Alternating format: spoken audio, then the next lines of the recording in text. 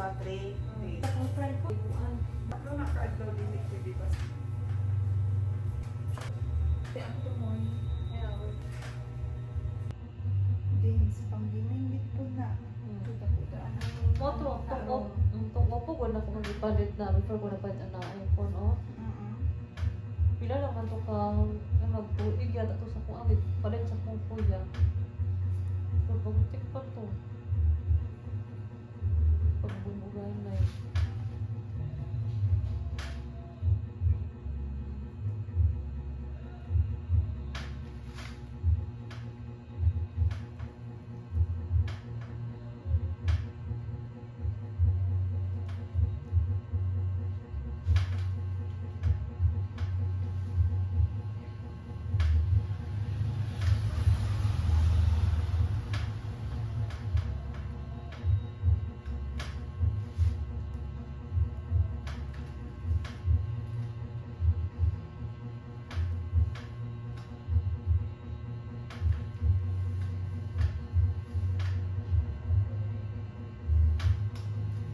Na yung mga headset, pila na naka-years. Mga 2 years na siguro. Kung apat tong white, kaya po Nag-ulang mo yung bago.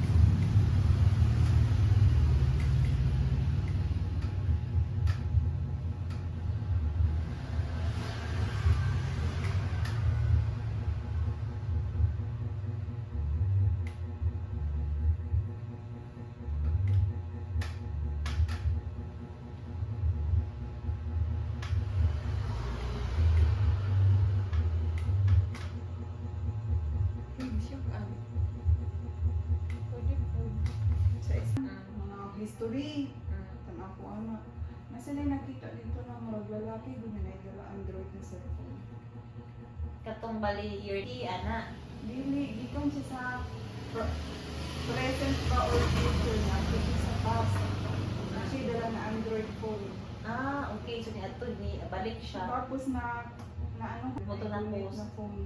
Paano nagkaroon ng Android phone sa past? Past. Wala pa may inisan. So ibig sabihin nagbalik siya sa past. Oo. Tapos pero na siya sa current na. Oo, marag ang ana. Nakuya wow. So ibig sabihin ang mga past na tao nga naka-picture ato katingala po to sila ano na siya Android phone nga these days. Sa jari yun nila. So namo to naka-open po sila. Usa kaya ang present po curious po sila. Makita na ko sa YouTube, gud na may nag-vlog gud ang ana about sa past history.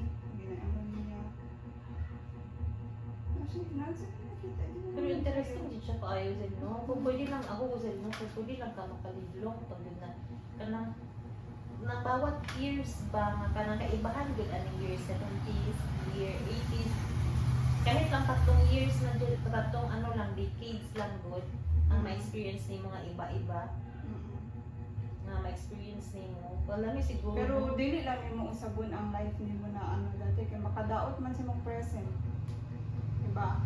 Magaot man sa mong present. Kung sa mo ang ano karon, tapos gusto lang mo balikan.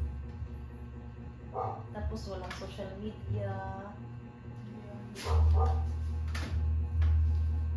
Tapos paano kaya ang lalaki manligaw at ano para sila nagkamit? Ano. Penpal pa man tawag anak sa una.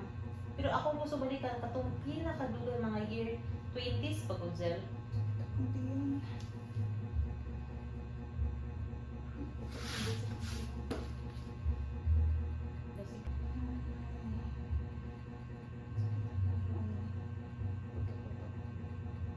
20s ang edad. Ay, 20s. Di, na ano, kanang 2001, 2002, mga anak. di Manila now and before, ano, good. Ito pag library, ano, daghang na dala sa library mo ng ano. Pero karon sa, ano, research, Karon halos namang gid kay ka itong library. hindi kinaano. Ano na may ano na naman sa Google tanan. Pero halos sa Google ako dili man ko tinukuhan. Kaya yung mga vlogger, mapun na ang ano-ana, nagabuhat. Oo, katong nagbuhat og app. Watog up. Trabaho Maski yung mga teacher karon magtudlo, gikan naman pud sa Google pod, Google. di ba? Di na parehas ang una na libro gid. Nasa na yung libro, pero ang nagiging para mas Source. madalian sa ilaha. Ang source nila ang nasa Google. Kaya madali naman sa explain ni AI. Oo. Kaya di ba pag recitation, mag-recitation ang estudyante. Unya imong na ano kay naalang sa cellphone, di ba? Sa lang nimo unya ang teacher hilig man sa libro, dili niya makuha ang punto kay ano sa Google man ka nagbasa, dili man sa libro. Ano, nag-AI yung teacher, gi-chat GPT yung student. Kaya gani.